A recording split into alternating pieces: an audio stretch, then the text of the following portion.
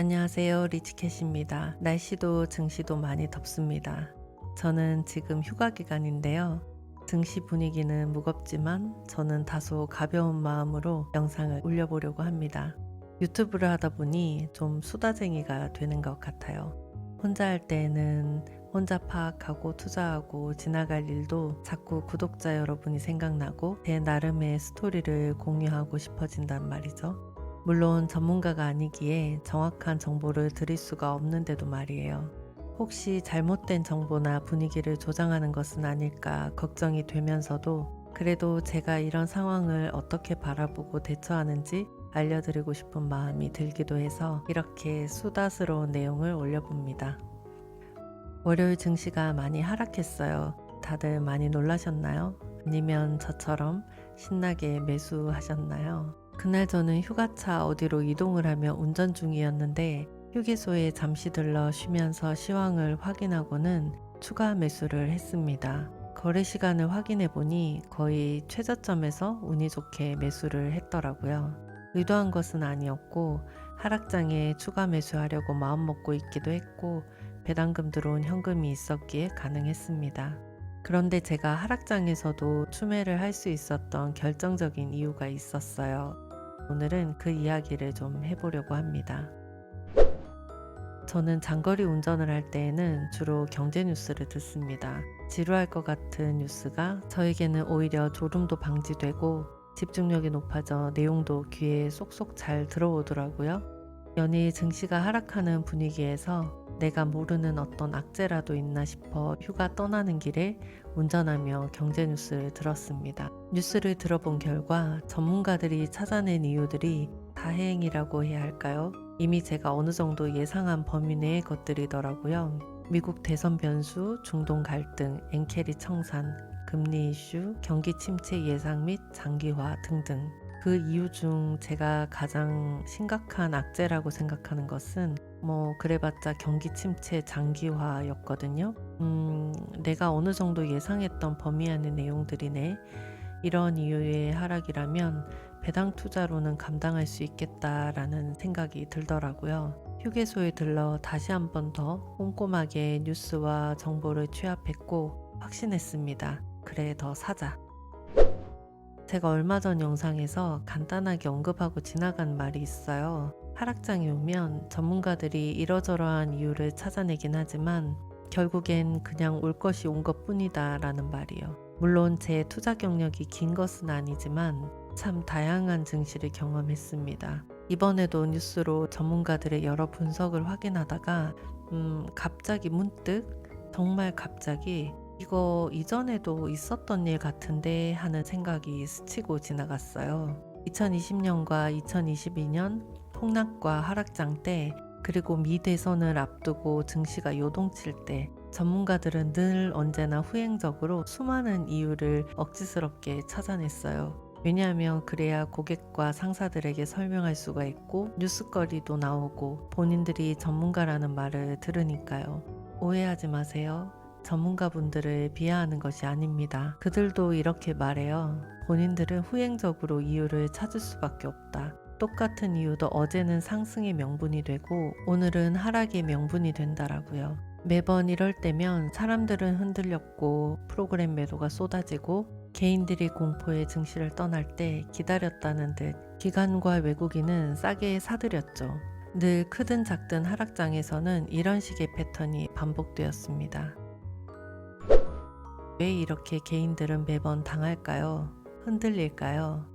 물론 감정적으로 불안을 느껴서일 수도 있지만 제가 생각할 때 더 큰 이유는 남들보다 더 빨리 부자가 되고 싶다는 욕심 때문에 사용한 주식 대출이나 과도한 레버리지 투자가 원인이 아닐까 생각합니다. 가끔 제가 언급하는 저희 팀 막내 있잖아요. 처음에는 정상적인 투자를 했어요. 엔비디아를 매수해서 큰 수익을 보더니 그 수익금으로 엔비디아 3배수, 테슬라 3배수, 코인 등등 레버리지 몇 배수 ETF를 매수하더라고요. 안타까운 마음에 왜 정상적으로 돈 잘 버는 애를 매도하고 그런 종목을 샀냐 물었더니 늦게 시작한 만큼 빨리 벌어야죠 하더라고요. 그 친구 이제 20대인데 말이에요. 과도한 욕심은 본인이 원하든 원치 않든 주식을 던질 수밖에 없는 상황으로 내몰리게 됩니다. 월요일과 같은 장에서는 아마도 많은 사람들이 그러했겠죠. 앞으로 주식이 더 하락할 수도 있어요. 이 하락 후 지지부진한 주가 흐름이 장기화될 수도 있고, 제가 어떻게 알겠어요? 전문가들도 후행적으로 이러저러한 이유를 찾아내 가져다 붙일 뿐인데 말이에요. 솔직히 고백할 것이 있어요. 뉴스 어디에도 나오지 않았지만 제 마음속 한 구석에 조금 걸리는 부분이 있거든요. 워렌 버핏이 주식을 처분하고 현금 보유를 늘려왔다는 것. 이것이 오히려 수많은 전문가들의 분석보다 저를 조금 걱정하게 하는 부분입니다. 물론 버핏 할아버지가 왜 그러시는지는 알 수 없어요. 분명히 어떤 전략적인 이유가 있겠죠. 버핏 할아버지가 그런다니까 그러면 나도 주식을 매도하고 현금을 좀 늘려야 하나를 생각해 보면 또 그건 그러고 싶지 않단 말이에요. 아무튼 그래서 약간 걱정스러운 제 마음을 위로도 할 겸 나름 스스로 명분을 만들었어요. 다소 억지스러운 건 저도 아니까 들어보시고 그냥 너그럽게 넘어가 주세요. 휴가 기간이잖아요. 휴가지에서 지금 이렇게 스크립트 쓰고 녹음하고 편집하고 이러고 있다니까요. 저는 배당 투자가 현금 보유와 크게 다르지 않다고 생각해요. 특히 ETF 배당 투자는 개별 배당주 투자처럼 갑자기 배당을 하지 않거나 배당 삭감되는 경우도 거의 없죠. 그러니 갑작스럽게 현금 흐름이 끊어지는 일이 드물다는 겁니다. 보세요. 현금 흐름이잖아요. 현금. 바로 이전 영상에서도 말했지만 배당 투자는 잘 세팅하면 마르지 않는 샘물처럼 매주 매달 현금 흐름을 나에게 만들어 줍니다. 그러니 현금 보유와 크게 다르지 않다는 거예요. 물리적으로 내 통장에 고이 들어있는 것은 아니지만 적어도 투자자 자신에게는 심리적으로 현금 보유와 비슷한 안정감을 줍니다. 글쎄요, 이런 표현이 어떨까요?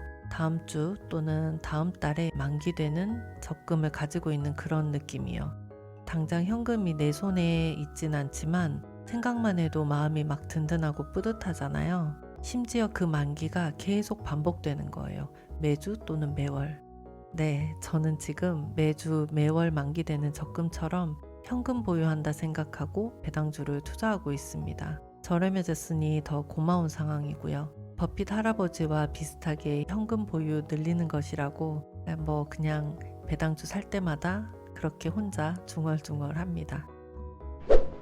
최선의 선택을 해야 하는 것도 있지만 최악의 선택을 피해야 하는 것도 있다. 주식 투자가 그런 것 같다 라고 제가 영상에서 몇 번 말씀드린 적 있어요. 하락장이나 지지부진한 장에서는 배당 투자자에게 미치는 악영향이 매매 차익 투자자보다는 적은 것 같아요. 특히 ETF 배당주를 투자 중이라면 더더욱이요. 그러니까 배당 투자 자체가 최악의 선택을 피하게 할 수도 있다는 거죠. 그럼에도 폭락장에서 매수할 수 있는 강심장이라면 ETF보다는 개별주 투자가 나중에 증시 상승 후에 더 좋은 수익률을 줄 수도 있습니다. 제가 코로나 시기에 마소, 엔비디아, 애플을 매수했던 것처럼요. 하지만 이번에는 성장주 개별주는 매수하지 않고 있어요. 그 이유는 수익률을 떠나 배당 투자가 가진 큰 힘을 알고 있기에 저렴해진 배당주를 사고 있습니다. 당분간 변동성이 높을 것으로 예상되는데 저는 그 변동성을 잘 이용해 보려고 합니다. 영상 마치겠습니다. 오늘은 마음 편안한 하루 되세요. 감사합니다.